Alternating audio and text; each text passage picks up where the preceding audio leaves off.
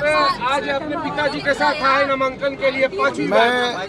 मैं आभारी हूँ माननीय प्रधानमंत्री जी का, माननीय राष्ट्रीय अध्यक्ष जी का, पार्टी के शीर्ष नेतृत्व का, जिन्होंने 5वीं बार मुझ में विश्वास व्यक्त किया है।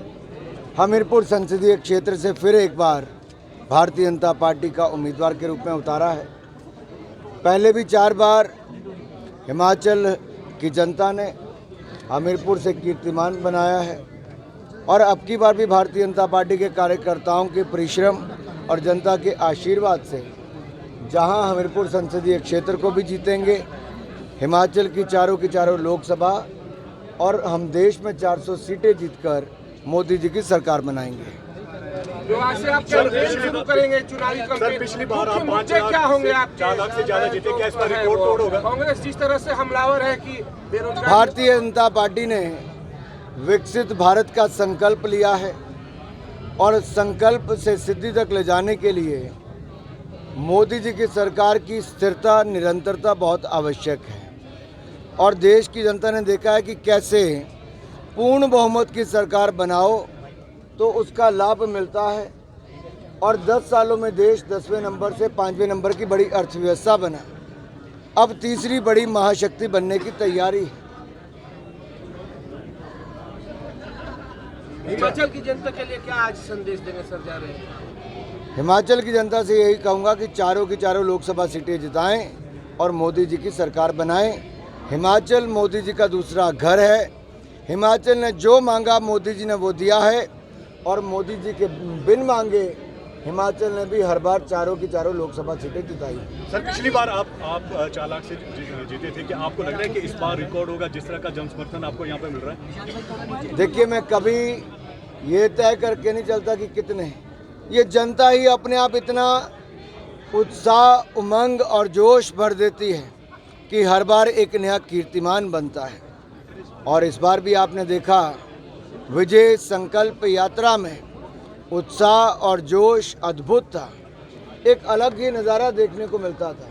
इसका मतलब जनता ने कमर कस ली है कि फिर एक बार मोदी सरकार बनानी है। केजरीवाल का ये कहना है कि अगर झाड़ू को वोट ना दिया गया तो उनको जेल जाना पड़ेगा, अगर ज़्यादा से ज़्यादा लोग झाड़ू को आम आदमी पार्टी को वोट देंगे तो जेल नहीं जाना पड़ेगा। देखो, भ्रष्टाचारियों का स्थान जेल में होता है और कोर्ट ने उनको केवल 20 दिन के लिए जमानत दी है, वो भी अंतरिम राहत है कंडीशन के साथ कि आप अपने दफ्तर नहीं जा सकते, फाइल्स नहीं कर सकते, इस घोटाले से संबंधित लोगों से मिल नहीं सकते, कोई टिप्पणी नहीं कर सकते और 2 जून को आपको वापस जेल जाना पड़ेगा। और कल भगवंत मान जी कितना मुस्कुरा के कह रहे थे कि 2 तारीख को अरविंद जी जेल वापस आएंगे। खड़गे जी का कहना है कि अगर मोदी जी वापस आते हैं तो ट्राइबल, दलित सभी को फिर से जो है वो स्लेव बनना पड़ेगा। इसके ऊपर आपका रिएक्शन क्या है? देखिए, कांग्रेस ने संविधान निर्माता बाबा साहब अम्बेडकर को अपमानित किया और पॉलिटिक्स से बाहर किया, चुनाव भी हरवाए। दूसरी ओर नरेंद्र मोदी जी की सरकार है जिन्होंने बाबा साहब के नाम पे पंचतीर्थ बनाए, संविधान दिवस मनाया और अधिकतर स्कीमों में 70% से ज़्यादा लाभार्थी SC, ST, OBC हैं, चाहे PM किसान सम्मान निधि हो या फिर मुद्रा योजना हो, आवास योजना हो, करोड़ों की तादाद में SC, ST लाभार्थी हैं। मोदी सरकार 10 साल देश में रही, 30 साल से हमारी सरकार गुजरात में है, 20 साल से मध्य प्रदेश में है, अन्य राज्यों में कई सालों से। हमने कभी ना आरक्षण को छेड़ा है, ना कोई बदलाव किया, ना आगे करेंगे। आरक्षण अगर SC, ST, OBC अगर किसी ने हक मारा है तो कांग्रेस ने 5% आरक्षण मार लिया और SC, ST, OBC का हक छीन लिया। बेरोजगारी पे क्या स्टैंड रहा? सर युवा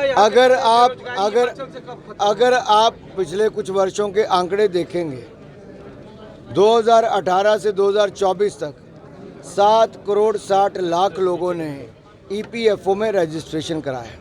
पिछले साल ही अगर आप पिछले 11-12 महीनों का आंकड़ा देखेंगे, लगभग 1 करोड़ 44 लाख से ज़्यादा रजिस्ट्रेशन और लोगों को रोजगार के अवसर मिले। लगातार देश की अर्थव्यवस्था आगे बढ़ रही है, जीएसटी के आंकड़े भी दिखाते हैं कि जो 90,000 करोड़ कलेक्शन थी वो बढ़ के 2,14,000 करोड़ हो गई। इसका मतलब व्यापार भी बढ़ रहा है, रोजगार भी बढ़ रहा है। पर कंगना की स्टेटमेंट के ऊपर क्या कहेंगे कि 2014 चलिए जी, बहुत के बाद धन्यवाद। ज्यादा